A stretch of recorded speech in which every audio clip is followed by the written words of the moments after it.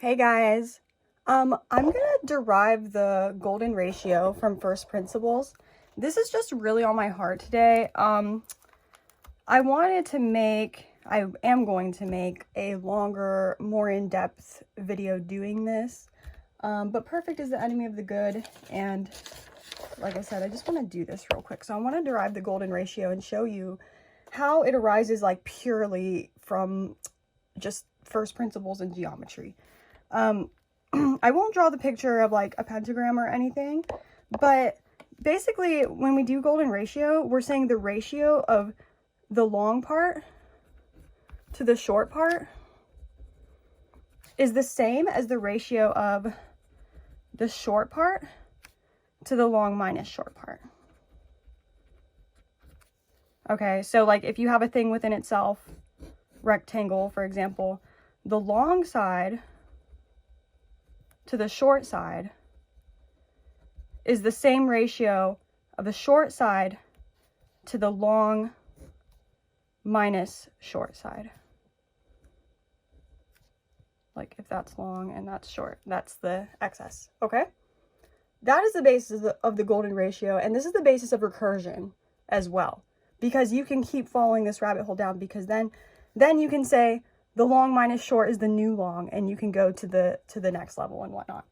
Okay, but this is all you need to derive the 1/2 minus or plus root 5/2.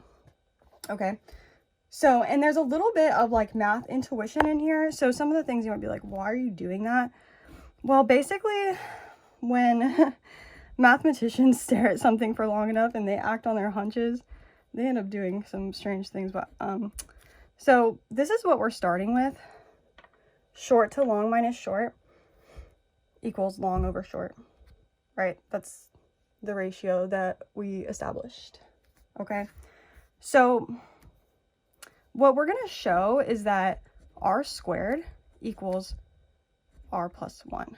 R is the ratio, so like both of these things are r, whatever that ratio is. When you want to square something, I think of it as you're raising the dimension up, okay?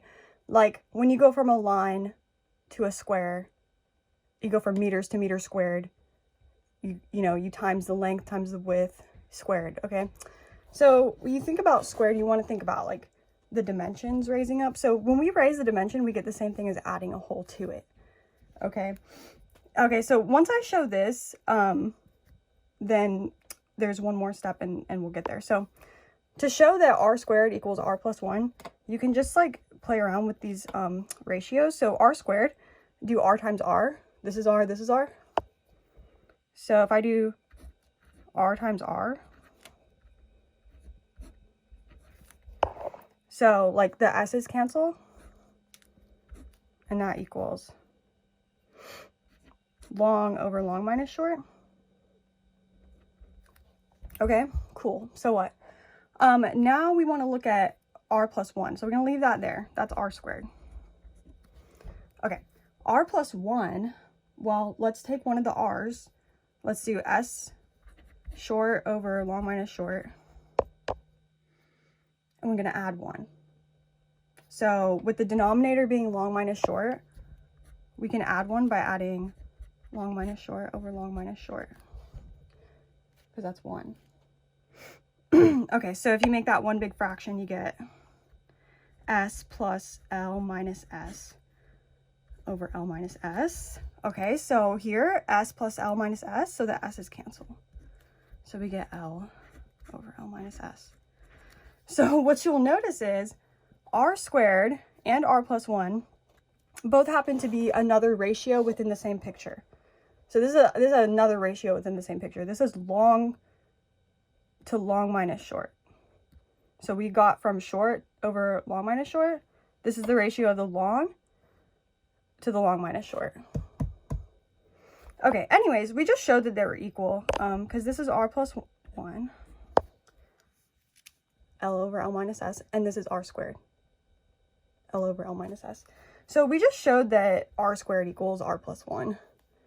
So we just showed this. So the ratio that we seek, the square of it is equal to the plus 1 of it. Very important recursive property. We also have fun stuff we can do with the 1 over r and the 1 minus r, but we're just going to derive the golden ratio. So if you take this equality, and this is something you might actually remember from school, is the quadratic equation. So like we can subtract r and 1 and move it to the other side. So r squared minus r minus 1 equals 0. This is a quadratic equation. Okay, so I'm not going to rederive the quadratic formula, but I'm just going to like put these in the quadratic formula. So like a is 1, b is minus 1, and c is minus 1. So the quadratic formula is the root equals negative b, so 1 plus or minus 2 roots, the square root of b squared minus 4ac, so negative 1 squared minus 4, a is 1, c, negative 1, all over 2a, so all over 2. So 1 minus 4 times negative 1, that's 1 plus 4. So 1 plus or minus root 5 over 2.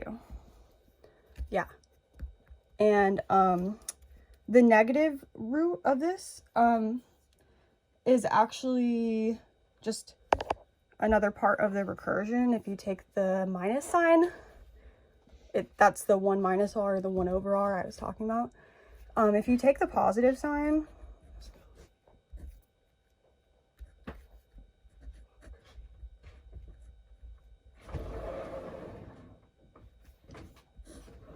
and then split it up,